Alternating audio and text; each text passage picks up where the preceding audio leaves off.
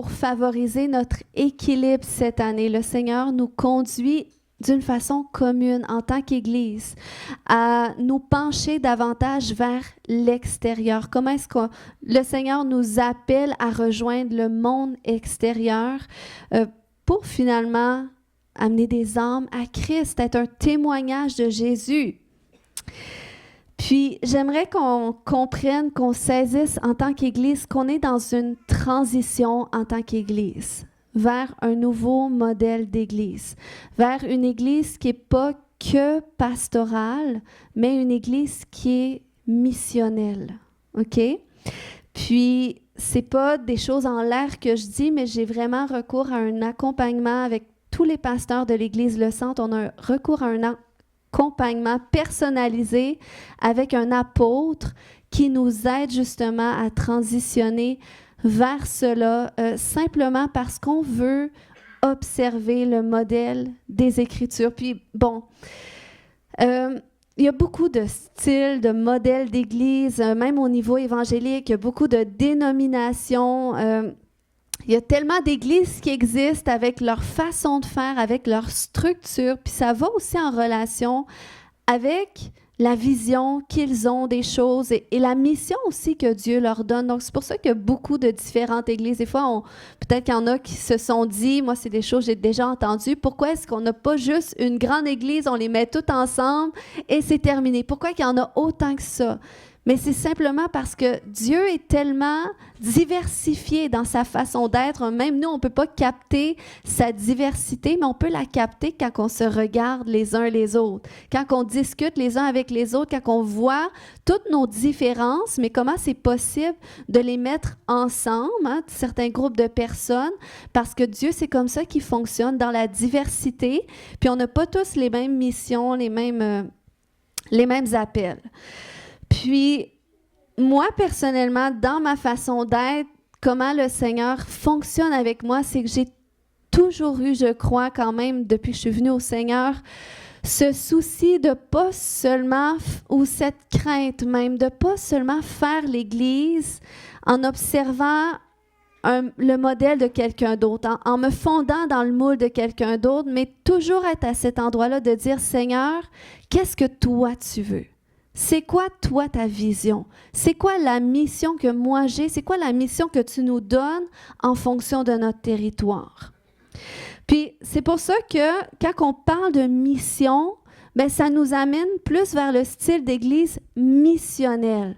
Parce que l'église du Nouveau Testament, qui est bâtie sur les apôtres et les prophètes, c'est pas une église qui fonctionne avec une vision pastorale, mais une vision apostolique et aussi prophétique. Une vision où est-ce qu'on veut construire finalement sur une révélation qui nous vient du Seigneur. OK? Puis, dans la Bible, ça va nous parler, oui, que l'Église est établie premièrement sur des apôtres, secondement des prophètes, ensuite des enseignants, tout ça. Qu'est-ce qu'on doit comprendre là-dedans? C'est que dans le fond, les apôtres, ils sont importants dans l'Église parce que c'est eux que Dieu a mandaté à établir les bases. Okay? Les prophètes sont là pour l'alignement spirituel, les évangélistes sont là pour l'expansion, les pasteurs sont là pour soutenir et les enseignants sont là pour la maturation. Donc, c'est pour ça qu'on voit ces 5 ministères-là que la Bible nous dit qu'ils sont importants pour que les enfants de Dieu, les chrétiens, soient équipés pour l'œuvre à laquelle Dieu les appelle.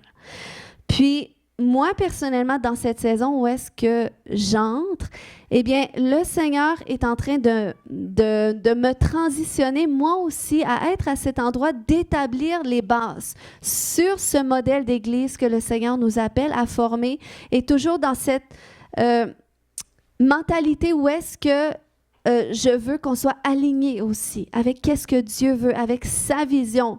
Donc, vous voyez, c'est un petit peu même la tension dans laquelle je suis, où est-ce que je veux bâtir, mais je veux aussi être aligné avec qu'est-ce que Dieu veut, parce que Dieu parle, parce que Dieu voit les choses d'une certaine façon, Dieu fait les choses d'une certaine façon, puis quand il veut faire des choses sur la terre, c'est pas lui d'en haut dans le ciel, mais c'est au travers les hommes et les femmes qu'il choisit.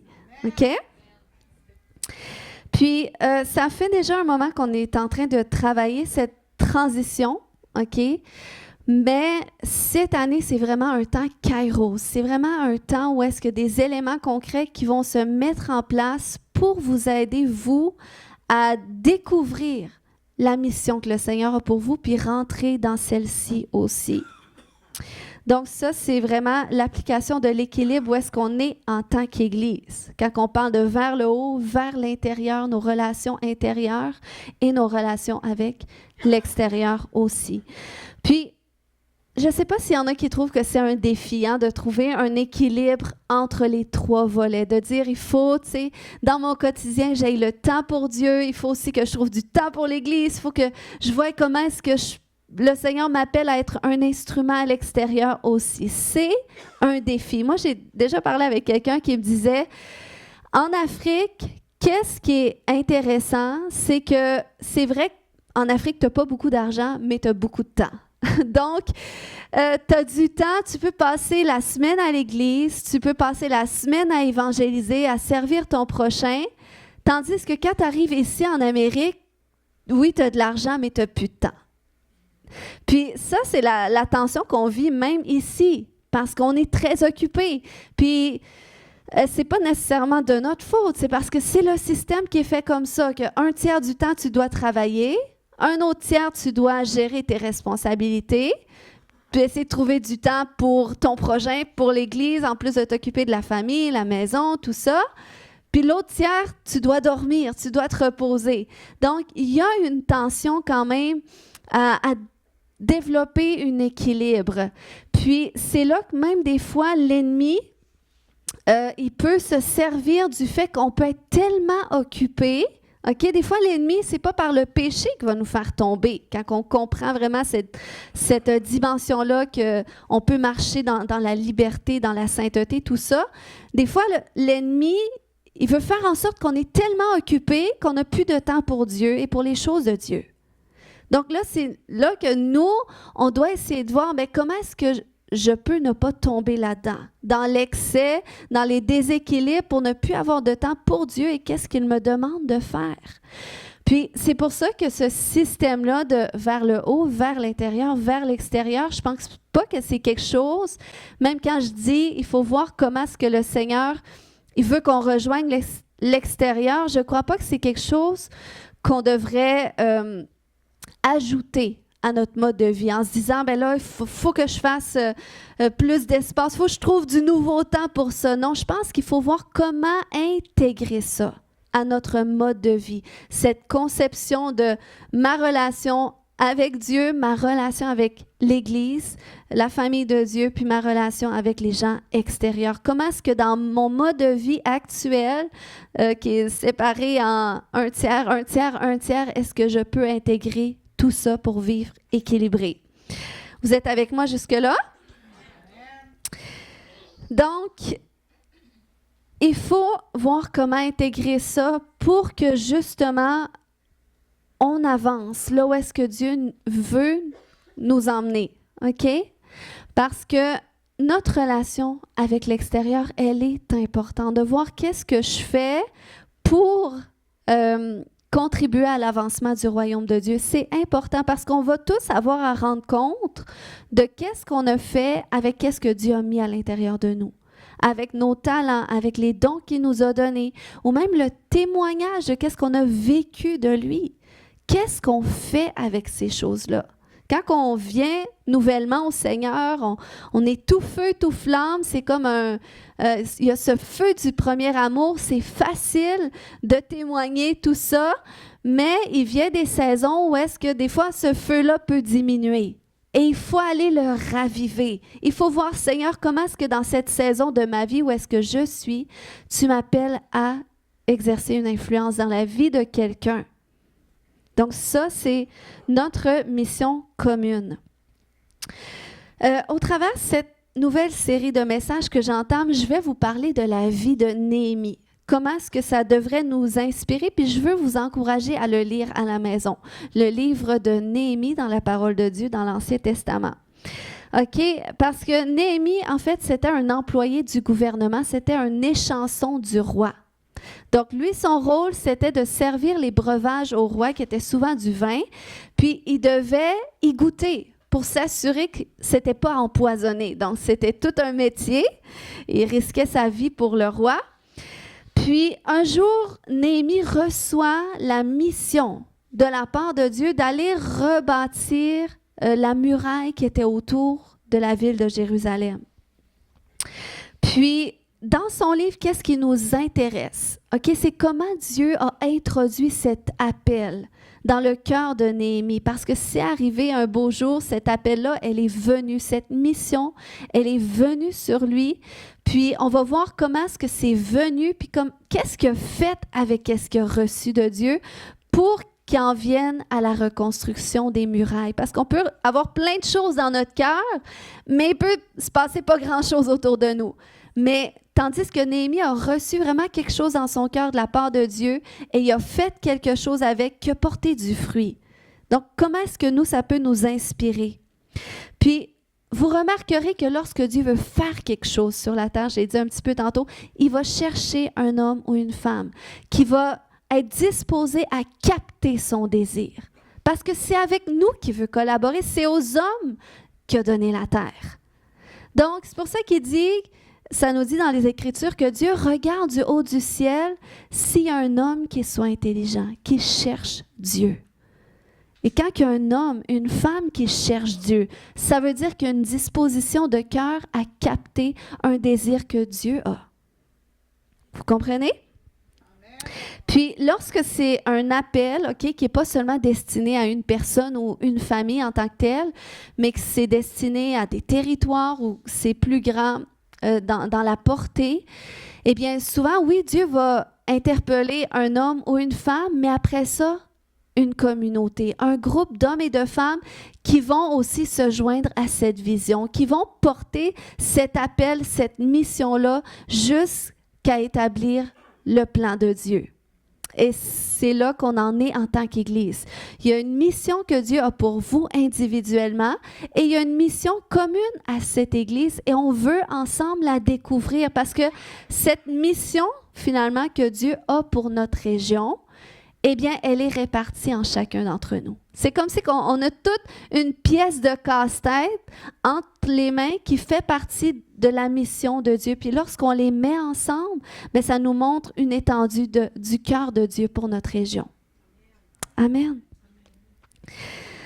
Donc, moi, ma mission en tant que pasteur de cette Église, c'est de faire émerger dans un premier temps cette vision-là que Dieu a pour votre vie.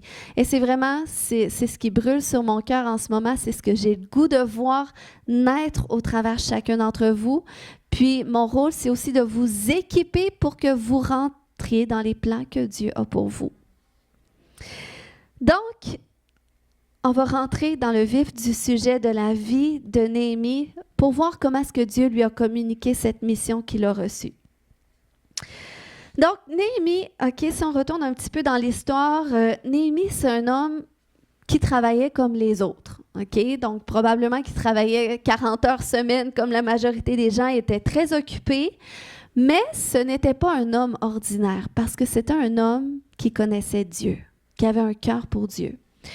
Puis un beau jour, vers l'année 445 avant Jésus-Christ, au mois de novembre-décembre, Néhémie rencontre un de ses amis, Hanani, qui était avec d'autres personnes qui passaient par là. Puis Néhémie en profite pour prendre des nouvelles. Hey, comment ça se passe à Jérusalem? Comment vont nos frères qui ont été réchappés de l'exil? Parce que bon, il y a eu un temps d'exil à cette époque-là.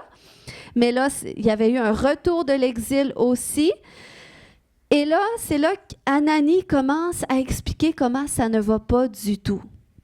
On voit ça dans Néhémie 1:3, que les hommes répondirent à Néhémie, « Ceux qui ont survécu à la captivité et qui vivent dans le district de Juda se trouvent dans une grande misère et dans une situation très humiliante. Il y a des brèches dans la muraille de Jérusalem et ses portes ont été détruites par le feu. » Donc, regardez bien comment Néhémie a reçu la nouvelle. Au verset 4, il dit, « Lorsque j'entendis ces nouvelles, je m'assis et je me mis à pleurer. Pendant plusieurs jours, je restais abattu. Je jeûnais et je priais constamment devant le Dieu du ciel. » Donc, il s'est passé quelque chose à ce moment-là dans le cœur de Néhémie. Et c'était pas juste comme si Néhémie recevait une mauvaise nouvelle et il était attristé par ça. Mais il a été percuté jusqu'au plus profond de ses entrailles. Lorsqu'il a reçu cette nouvelle-là, il s'est assis, il s'est mis à pleurer. Pendant plusieurs jours, il était dans une désolation profonde. Donc, ça, c'est un indicateur de qu'est-ce qui peut se produire lorsque tu reçois une mission de la part de Dieu. Il y a un fardeau qui vient. Et ce fardeau-là peut venir avec une compassion profonde,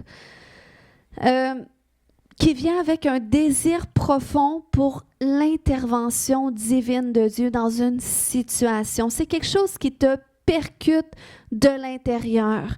Puis, il y a attaché à ça, il y a un appel à une implication personnelle qui vient aussi éventuellement. Peut-être que ça ne vient pas tout de suite quand le fardeau vient sur toi. Mais si tu fais comme Néhémie puis que tu t'assis devant le Seigneur avec ça, bien peut-être là, ça va augmenter, ça va devenir de plus en plus pesant. Puis c'est ce qui s'est passé pour Néhémie parce que là, il y a un appel, il y a une mission divine de Dieu qui allait être en train de se dévoiler à lui. Est-ce que quelqu'un a déjà vécu quelque chose de semblable juste par le lever de la main? Amen. Quelques personnes? Donc, ce fardeau, ça peut s'exprimer différemment pour chaque personne.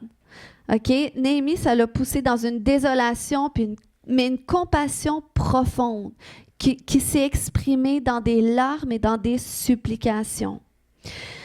Parfois, c'est un sujet qui va revenir constamment à ta pensée. Puis c'est comme, c'est toujours là. Tu le sens toujours. Puis même si tu ne veux plus penser à ça, ça revient tout le temps. Tu te couches la nuit, tu te réveilles, tu penses à ça. Ça ne quitte pas ta pensée et ça te ronge de l'intérieur. Ça peut être un indicateur que le Seigneur y attire ton attention sur quelque chose parce qu'il y a quelque chose à faire naître de ça. Il y a peut-être un appel de la part de Dieu à faire naître, puis on va voir qu'est-ce qu'on fait avec ça. Mais ça s'exprime de différentes façons. Ça ne veut pas dire que ça se passe toujours comme ça. Ça dépend aussi comment Dieu vous parle, comment Dieu fonctionne avec vous. Je peux vous donner un exemple de quand j'ai reçu mon appel de pasteur. Est-ce que ça vous intéresse? Une chance, je l'aurais dit quand même, non? Mais quand j'ai reçu mon appel de pasteur, en fait, moi, j'ai connu le Seigneur quand j'avais 20 ans. Puis, j'ai fait une prière pour dire à Dieu, je te donne ma vie, tout ça. Et quand je me suis réveillée le lendemain matin, j'étais née de nouveau, complètement. Il s'est passé un changement à l'intérieur de moi. Je ne pensais plus pareil, je ne voyais plus pareil. Puis, il y a une conscience de Dieu qui est venue à l'intérieur de moi. Puis, 3 semaines après, je suis allée dans une église pour la première fois, une église comme ça aujourd'hui. Puis, quand j'ai entendu le pasteur parler, c'était la première fois que je voyais un pasteur, que j'entendais un pasteur, mais quand je l'ai entendu parler, il y a une petite voix qui est venue à l'intérieur de moi pour dire « Moi, c'est ça que je veux être ». Puis, j'étais toute nouvelle dans le Seigneur. Je ne savais pas qu'est-ce que ça faisait vraiment un pasteur, mais il y a eu cette voix-là qui a retenti à l'intérieur de moi que j'ai su que c'était ce que je voulais être. Puis, après ça, 2 mois après que je connaisse le Seigneur, je fais un rêve.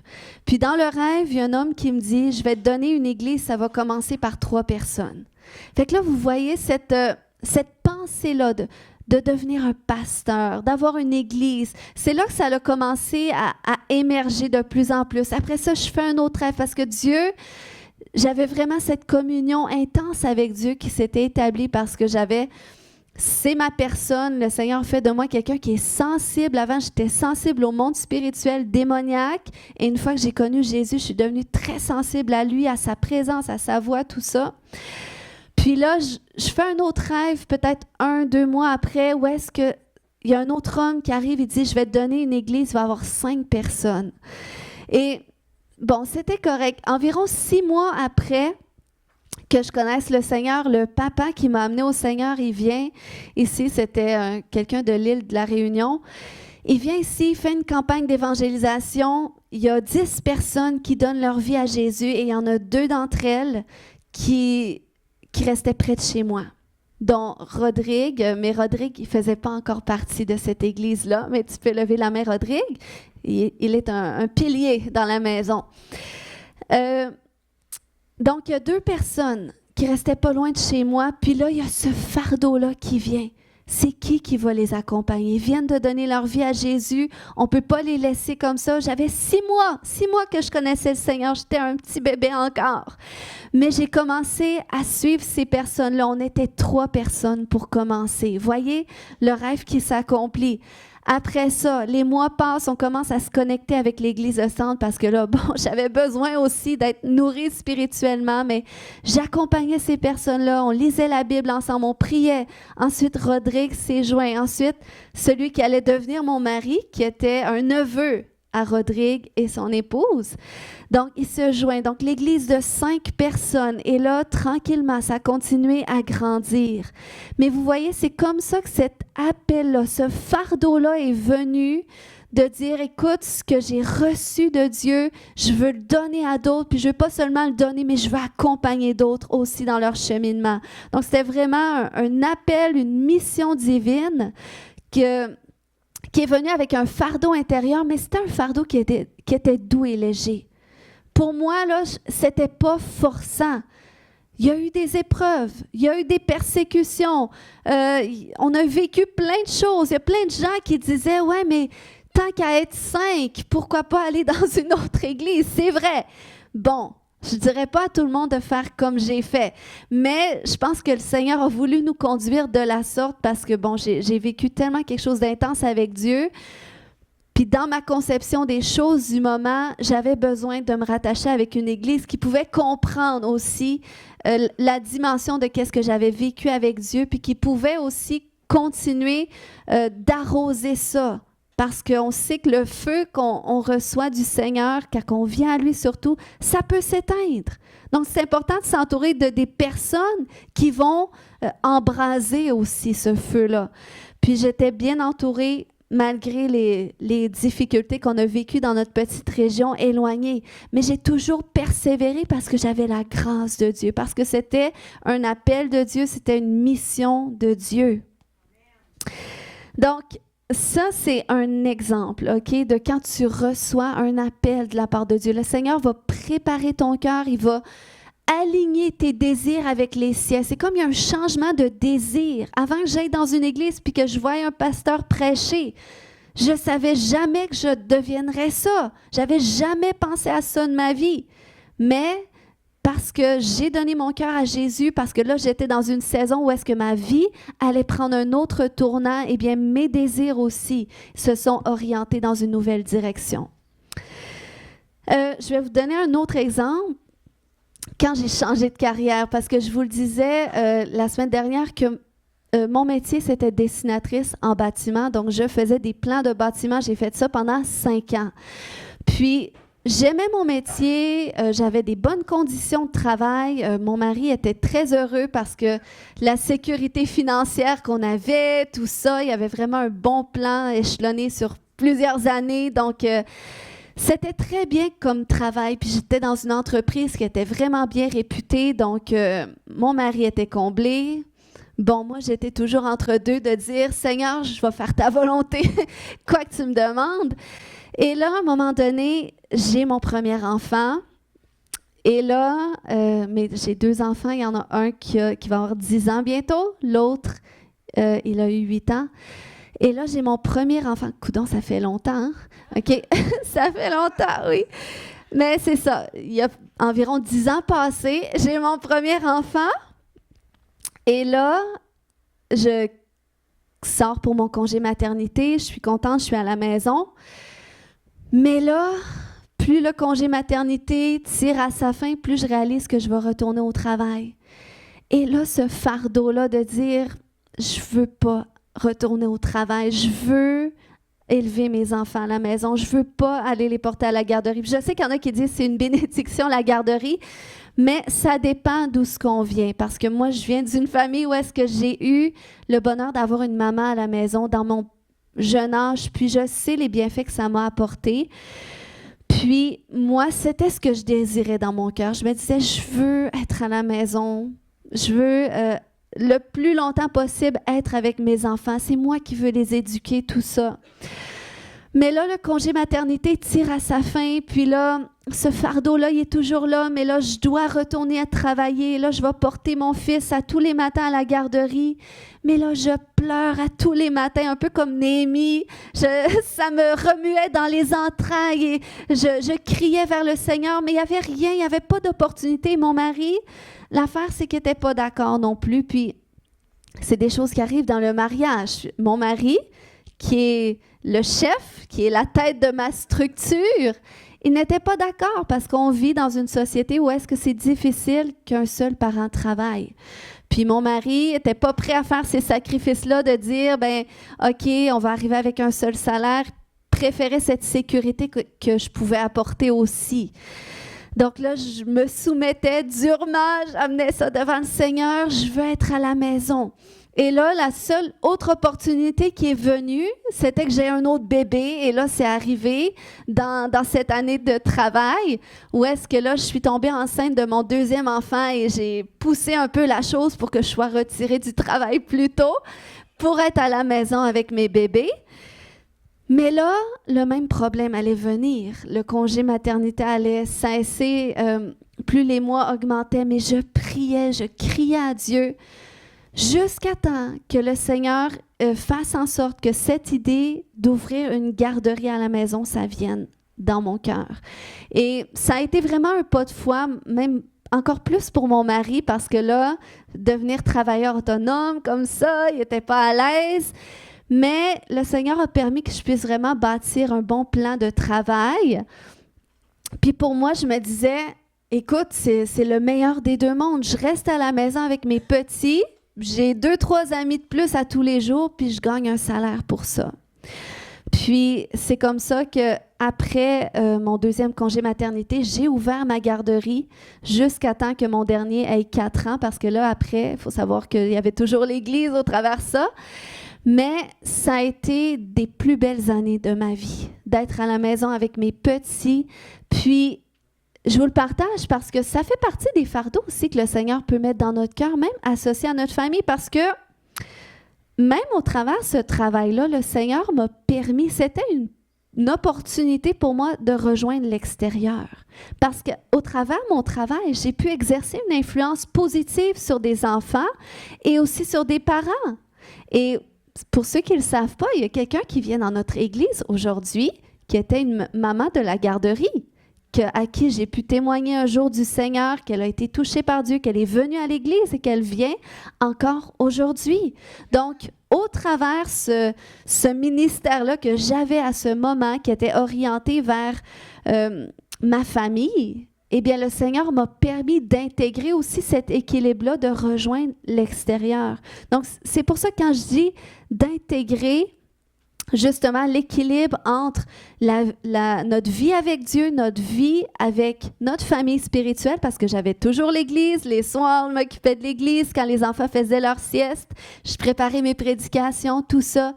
Mes responsabilités étaient moins grandes qu'aujourd'hui parce que, bon, l'Église était plus petite aussi, puis j'adaptais mon travail. Mais le Seigneur a permis une belle transition. Aujourd'hui, je suis à temps plein à l'Église. Mais ça dépend. C'est juste un exemple des saisons dans lesquelles nous sommes. Avant d'avoir des enfants, j'aurais jamais pensé que j'ai une garderie. Tu sais, peut-être, toi, tu es là cette année. Ben moi, les missions, ça me dit pas grand-chose. Il me semble que je suis comblée dans mon quotidien. Mais si tu commences à prier et à demander à Dieu, Seigneur, y a-t-il quelque chose? Y a-t-il une façon que tu m'appellerais à rejoindre les gens autour de moi? Qu'est-ce qui brûle sur ton cœur pour ma vie? Qu'est-ce que tu m'appelles à accomplir dans cette saison où est-ce que je suis? Et c'est des prières que le Seigneur vient qu'à répondre. Moi, les réponses que j'ai eues, les orientations de Dieu, honnêtement, je les ai priées pendant des années. Souvent, le Seigneur m'a préparé pour des choses. Même cette transition d'église qu'on fait aujourd'hui, ça fait quelques années que je le porte à l'intérieur de moi parce qu'il y a un temps pour ça. Il y a un temps pour porter les choses devant le Seigneur. Il y a un temps pour que ça fasse un travail dans nos entrailles. Mais il y a un temps où il faut mettre des choses en place. Donc, aujourd'hui, ma question, c'est qu'est-ce qui brûle? Est-ce que tu serais capable de dire que oui, il y a des choses qui brûlent à l'intérieur de toi? Qu'il y a des sujets, il y a des fardeaux, il y a peut-être des choses quand tu penses à ça. Peut-être tu es capable, parce qu'on est tellement occupé, tu es capable de ne pas y penser. Mais quand tu te mets à penser à ces choses, à songer à ça, il y a un fardeau qui vient sur toi. Il y a un cri du cœur de Dieu qui vient à l'intérieur de toi. Puis on est libre. Hein? Dieu nous donne une volonté propre, une volonté qui est à nous. Donc on est libre de mettre de côté les cris du Seigneur, les fardeaux du Seigneur, puis vivre notre propre vie. On a la liberté de faire ça. Mais vous savez, ça ne nous comble pas à la fin. Ça ne nous comble pas à la fin, puis à la fin, on dirait parce qu'on n'est pas dans les plans parfaits de Dieu. On peut mener une bonne vie. Moi, j'aurais gardé mon premier métier. Aujourd'hui, j'aurais un excellent salaire, j'aurais des bonnes conditions, je ferais peut-être plein de choses avec ce travail-là, j'aurais évolué de poste et tout ça. Mais je ne serais pas comblée comme je le suis aujourd'hui parce que j'ai répondu à l'appel de Dieu. Vous voyez? Donc, qu'est-ce qui brûle à l'intérieur de toi? Qu'est-ce qui remue à l'intérieur de toi? Et est-ce qu'on peut faire juste un geste et mettre notre main sur notre ventre qui représente nos entrailles, qui représente le plus profond de notre être? Parce que c'est là qu'on connecte avec la présence de Dieu. Puis c'est là que Dieu vient déverser des choses à l'intérieur de nous. Seigneur, viens faire remuer au plus profond de nos entrailles les fardeaux que tu as associés à notre vie, associés à notre mission de vie, comme tu l'as fait pour Néhémie. Ce matin, viens nous saisir. Donc, dans Néhémie 1-4, on voit que Néhémie a fait l'expérience d'une compassion profonde pour la reconstruction de Jérusalem. Parce que là, il était dans une désolation. Puis qu'est-ce qu'il a fait après? C'est qu'il a commencé à amener ça en prière. Et ça, c'est le deuxième élément pour capter une mission que Dieu a pour toi. C'est la prière. On lit au verset 4 que Néhémie dit « Lorsque j'ai entendu ces nouvelles, je m'assis et je me mis à pleurer pendant plusieurs jours. Je jeûnais, je priais constamment. En tout temps, je priais sans relâche par rapport à ces nouvelles qu'il avait entendues, par rapport à ces fardeaux qui sont venus sur lui. » Et ça, c'est vraiment un élément important qu'on doit comprendre qu'avant d'avancer quoi que ce soit, parce que des fois, il y a des fardeaux qui viennent, il y a des idées qui viennent, il y a un feu qui vient pour quelque chose, puis on va tout de suite entreprendre quelque chose.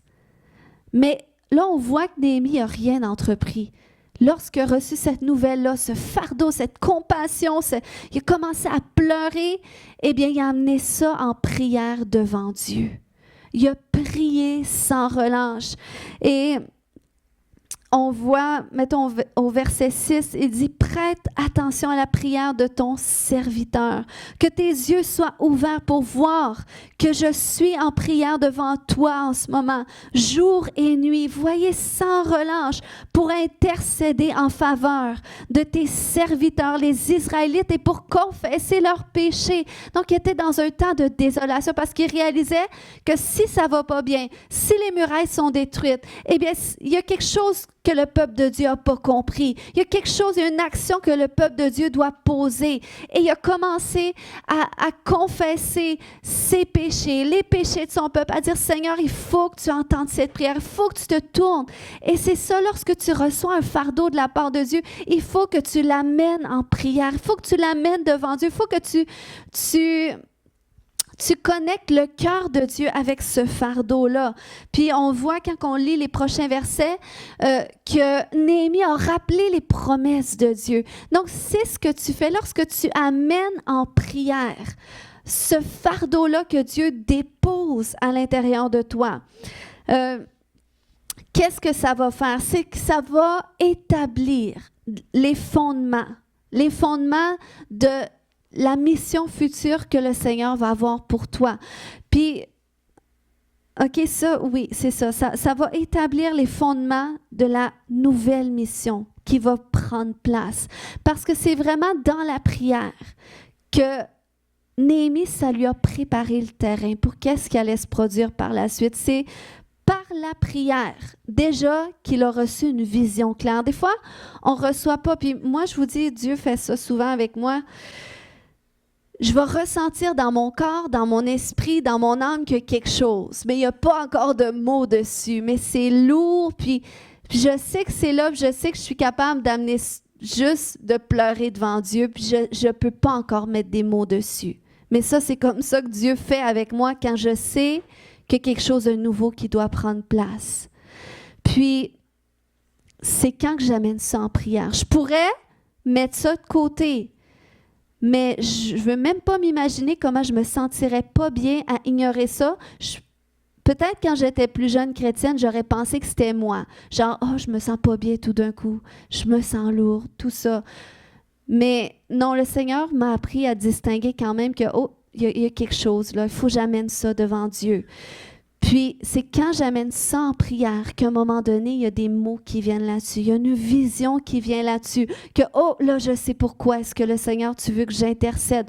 Oh, OK, je vais avoir quelque chose à faire par rapport à ça. Et je continue, je prie pour établir qu'est-ce que Dieu veut faire. OK? Donc, quel que soit le fardeau qui t'agite au plus profond de tes entrailles, quel que soit ce que Dieu met dans ton cœur de bâtir, la prière que tu vas faire, ça va construire la fondation invisible pour l'œuvre visible qui va prendre place. OK? Sans la prière, tu ne peux pas assurer la solidité de ce que tu bâtis. La Bible nous dit dans Psaume 127:1, « Si l'Éternel ne bâtit la maison, ceux qui la bâtissent travaillent en vain. » Et comment assurer que c'est l'Éternel qui bâtit si tu ne pries pas, si tu n'apportes pas cette chose-là en prière constamment devant Dieu? Donc, la prière va susciter l'alignement de ton cœur avec celui de Dieu et sa volonté. Et ça va préparer le terrain, ça va fermer les portes qui doivent se fermer et ça va ouvrir les portes qui doivent s'ouvrir. Puis il y a la dimension de prière personnelle, mais il y a aussi la dimension de prière collective. Imaginez un instant si on saisit, OK, on est dans un temps kairos de Dieu, le Seigneur est en mouvement dans notre région, il y a un appel pour cette région, il y a une mission qui veut communiquer et je suis appelée à en faire partie. Puis peut-être pas qu'on va faire les mêmes choses, qu'on va rejoindre le même secteur. Mais si on est capable de s'accorder ensemble pour dire, eh bien, quand on se réunit ensemble pour prier, on élève ça ensemble en prière. Qu'est-ce que ça va produire? Le fruit que ça va produire. Parce qu'il y a une faveur de plus que le Seigneur a parlé pour 2 ou 3 qui s'accordent ensemble pour demander quelque chose en son nom. Donc, c'est ce qu'on fait lorsqu'on prie les jeudis. Et on prie pour ceux qui ne sont pas là, je vous dis, on prie pour vous quand même. Mais il y a aussi un engagement, il y a une implication personnelle qu'on doit prendre si on veut que les choses bougent particulièrement. OK? Donc, pour résumer ce matin, puis c'est simplement ces points-là que je partage parce que je vais y aller vraiment très doucement. Mais pour marcher dans la mission que Dieu a pour toi cette année, tu as besoin dans un premier temps de recevoir un fardeau du ciel. Puis il faut que tes entrailles y soient engagées, il faut que ça remue à l'intérieur de toi. Puis pour être honnête, OK, si tu es à cet endroit où est-ce que tu as un cœur qui est endurci, parce que bon, quand on vit des choses dans la vie, les blessures qu'on a, les traumatismes qu'on peut traverser, ça va tendre à endurcir notre cœur. Et ça peut faire en sorte qu'on reçoit plus difficilement une vision, un fardeau de la part de Dieu. Donc, c'est pour ça que si tu es à cet endroit, le Seigneur pourrait te conduire à traiter ces choses-là, de dire, eh bien, je pense qu'il y a une œuvre qui doit être faite dans mon cœur pour que je saisisse vraiment qu'est-ce que tu veux pour nous. Parce que, tu sais, le Seigneur, il a dit, à quoi ça sert qu'un homme gagne le monde s'il perd son âme finalement? Donc, il faut qu'il y ait un travail dans ton cœur. Puis quand ce travail-là, il est amorcé, puis je ne dis pas que ça doit être complété parce que c'est toute notre vie que le Seigneur va nous transformer. Mais si du moins tu es engagé avec ce que Dieu veut faire là dans ta vie, eh bien, tu vas recevoir plus facilement aussi cette mission qu'il a pour toi. À l'époque de Jésus, les religieux, ils n'avaient pas saisi du tout que c'était Jésus, le Sauveur du monde, le Messie attendu qui était arrivé. Ils n'avaient pas saisi, ils ne saisissaient pas le mouvement de Dieu, ils étaient aveuglés. Pourquoi? Parce que leur cœur était endurci. Donc, c'est pour ça que nous, on veut, Seigneur, crée en moi un cœur pur, renouvelle en moi un esprit bien disposé. Que ce soit une prière qu'on fait souvent au Seigneur pour dire, Seigneur, purifie mon cœur. Seigneur, expose les zones d'ombre à l'intérieur de moi. S'il y a des choses que tu veux que j'adresse dans ma vie, que je traite dans ma vie, fais-les remonter à la surface, mets-les devant moi pour que j'en prenne conscience. Et c'est comme ça qu'on peut recevoir plus facilement. Qu'est-ce que Dieu a pour nous? Qu'est-ce qu'il nous mandate? Parce qu'il nous appelle à être des témoins, mais on veut être des bons témoins aussi. On ne veut pas juste témoigner de Jésus puis que le reste de notre vie donne un mauvais témoignage. Mais on veut que ce soit notre vie en entier qui donne le message. Donc, tu as besoin de recevoir un fardeau du ciel, puis tu as besoin de porter ce fardeau en prière jusqu'à la prochaine étape de Dieu. Amen. La semaine prochaine, on va voir les prochaines étapes de la vie de Néhémie, comment le Seigneur l'a conduit, qui va nous inspirer, comment le Seigneur veut nous conduire aussi cette année. Et je crois que j'en ai déjà parlé, mais le Seigneur a des missions nouvelles cette année. Et moi, j'aime le nouveau. Le Seigneur, il y a des choses nouvelles à te communiquer, à te révéler, même de toi. Il y a des choses de toi que tu t'aurais jamais pensé. Il y a des appels à l'intérieur de toi qui sommeillent, que cette année, ça va faire un pop-up. Ça va se révéler, ça va se dévoiler dans cette mesure où est-ce que tu le désires toi aussi. Tu peux faire la vie que tu veux faire. Mais si tu dis, moi, je veux suivre Jésus pleinement.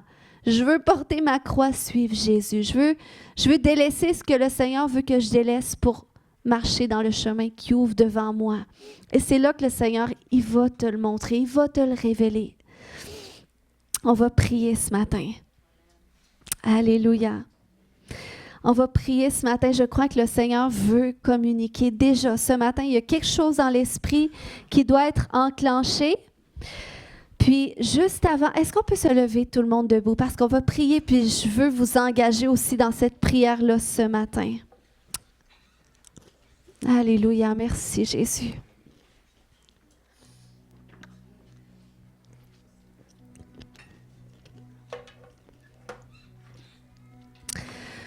Le premier pas, c'est vraiment, il faut que Jésus soit le centre de ta vie. C'est comme j'ai témoigné tout à l'heure, cette prière-là où est-ce que tu dis, Seigneur, je veux te connaître, voilà ma vie, je te la donne. Révèle-toi à moi, je veux marcher dans tes voies. Cette prière de consécration de ta vie à Dieu, si tu ne l'as jamais fait ce matin, puis que tu aimerais dire, moi, je veux faire ce premier pas-là. Je veux que mon cœur appartienne à Jésus parce que ça commence comme ça. Ça dit que c'est du moment que tu places en Dieu ton appui que les chemins tout tracés dans ton cœur vont se dévoiler. Fait que si tu aimerais ça, faire une prière pour donner ta vie à Jésus ce matin, lève la main là où est-ce que tu es et on va prier de ta place. Et sens-toi libre. Je vois cette main. S'il y a une autre main ce matin, quelqu'un d'autre qui dit, moi, je vois cette main. S'il y a quelqu'un qui est assez courageux, c'est un choix personnel, on le fait pour nous. Puis après ça va déboucher pour d'autres personnes. Le Seigneur, il veut toucher d'autres personnes par cette œuvre qu'il va faire à l'intérieur de nous. Alléluia. Alléluia. Ces personnes qui ont levé la main, est-ce que vous pouvez vous avancer devant? J'aimerais ça qu'on prie, puis on a toutes fait ce pas-là un jour. Vous pouvez juste venir comme ça. On va prier, puis j'aimerais que tout le monde, on puisse juste étendre les mains vers eux, prier pour eux aussi. On a tous été là un jour, puis on sait que ça a été le plus beau jour de notre vie. Fait que tu peux dire ce matin, Seigneur Jésus, tu peux répéter après moi. Seigneur Jésus, je te demande pardon pour tous mes péchés. Je viens à toi tel que je suis. Je te donne toute ma vie.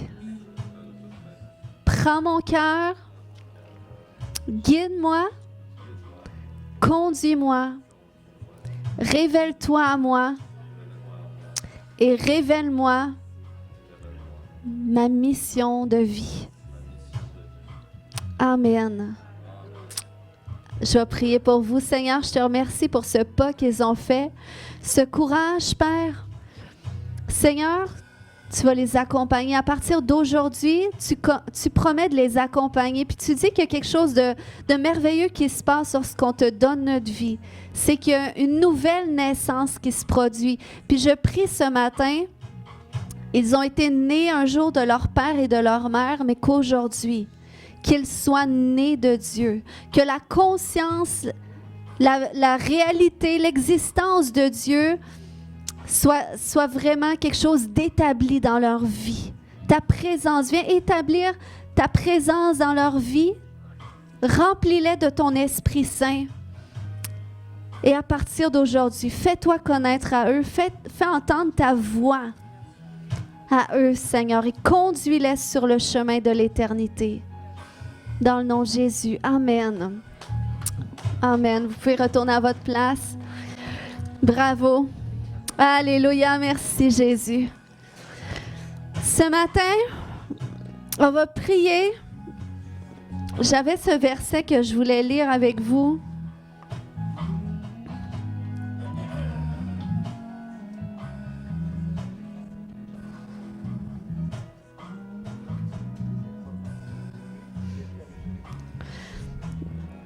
Ça nous parle de Marie.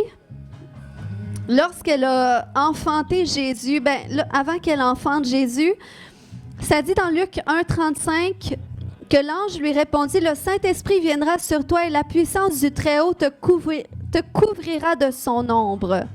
C'est pourquoi le Saint-Enfant qui naîtra de toi sera appelé Fils de Dieu. » Ce matin, est-ce qu'on peut croire pour un mouvement spécial du Saint-Esprit pour que sa puissance vienne nous couvrir?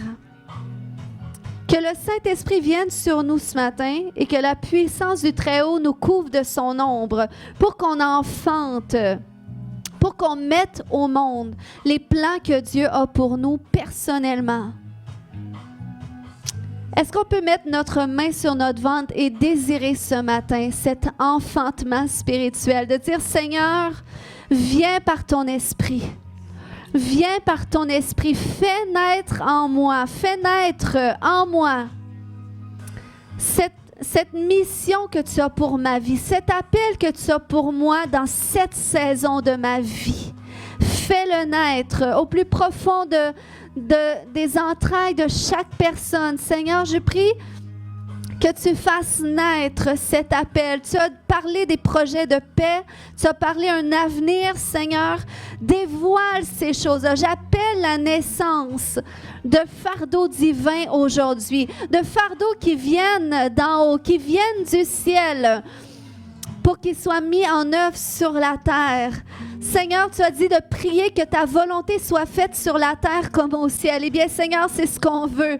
Mais Seigneur, on veut enfanter les visions du ciel sur la terre.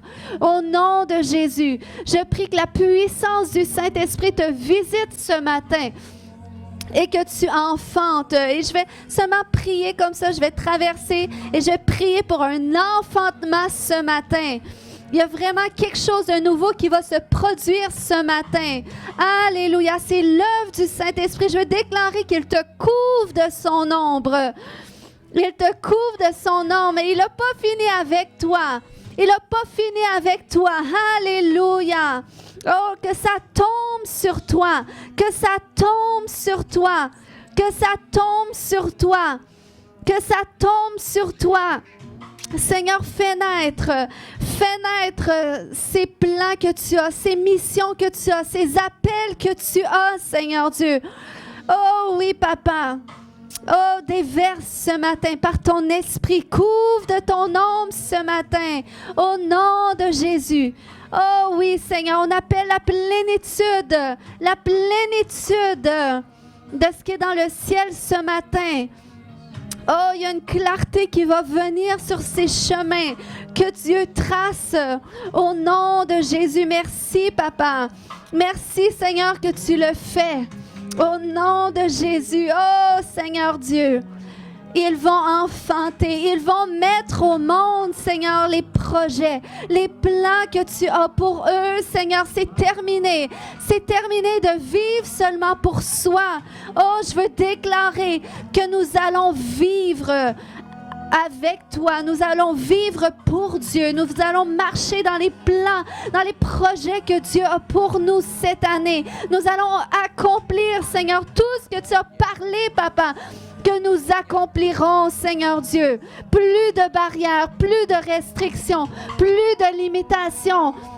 Au nom de Jésus, oh, je déclare que les cœurs s'ouvrent ce matin, que qu'est-ce qui était endurci s'ouvre ce matin. Oh Seigneur, tu as pu ouvrir un rocher et faire sortir de l'eau. Viens sortir, viens faire sortir les fleuves d'eau vive ce matin. Au nom de Jésus. Oh, je t'appelle à enfanter ce matin. Je dis enfante. Enfante les visions qui viennent du ciel. Au nom de Jésus. Oh Seigneur, tu nous vois, Papa. Rends-nous féconds ce matin. Rends-nous féconds pour qu'on capte les visions du ciel aujourd'hui. Seigneur, au nom de Jésus, nous ne gaspillerons pas les talents que tu nous as donnés, les dons que tu nous as donnés. Nous ne les cacherons plus dans la terre, mais nous allons les faire fructifier dans le nom de Jésus. Oh, si tu prie en langue ce matin, intercède ce matin. Et je prie qu'il y ait qu'un esprit de prière, alléluia, qu'un esprit d'intercession tombe sur toi. Prie ce matin, élève la voix ce matin, pour qu'il y ait un manteau de prière, d'intercession qui tombe sur toi. Au nom de Jésus. Kaya shoromakata. Koya shakamata yashete. Oh Seigneur, reviens-nous, reviens-nous, reviens-nous. Oh, alléluia. Montre-nous comment prier, montre-nous comment supplier, montre-nous comment traduire en prière qu'est-ce que tu mets dans nos cœurs, qu'est-ce que tu déposes dans nos entrailles, au nom de Jésus. Alléluia, ce n'est pas les mots que tu dis, c'est ton cœur que Dieu regarde. Au nom de Jésus, au nom de Jésus. Oh, je déclare un feu pour la prière qui est libéré sur toi. Oh, une soif pour la prière, un désir pour la prière. Au nom de Jésus. Au nom de Jésus, reçois ce manteau d'intercession ce matin. Sois-en revêtu ce matin. Sois-en revêtu ce matin. Au nom de Jésus. Au nom de Jésus. Au nom de Jésus. Alléluia. Il y a un changement de perspective. Il y a un changement de perspective. Au lieu que tu regardes que à toi, tu vas commencer à regarder vers Dieu, regarder dans la direction de Dieu. Et le Seigneur va te montrer des choses nouvelles. Il va déposer des choses en toi parce que tu regardes à lui. Parce que tu regardes vers lui. Oh Seigneur, merci Père. Merci pour ce matin, ce que tu actives à l'intérieur de nous. Ce que tu déverses en nous, Seigneur. Au nom de Jésus, au nom de Jésus. Alléluia, alléluia. Kaya shokomayanta. Alléluia. Durant la louange, je ressentais que le Seigneur guérissait quelqu'un au niveau de son épaule. Est-ce que quelqu'un a mal dans son épaule? Tu as mal dans ton épaule? Quelqu'un d'autre? Viens, on va prier pour toi. Toi aussi?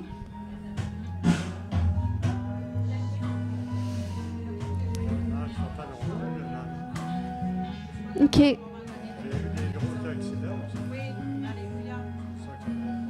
OK. Toi aussi, c'est un mal d'épaule? Il y a mal dans l'épaule depuis longtemps. Il y a eu un gros accident. On va prier tout le monde ensemble, toute l'Église. Toi? Ça fait combien de temps que tu as mal? Une semaine? Le Seigneur a vu ta douleur et le Seigneur a pris ta douleur sur lui.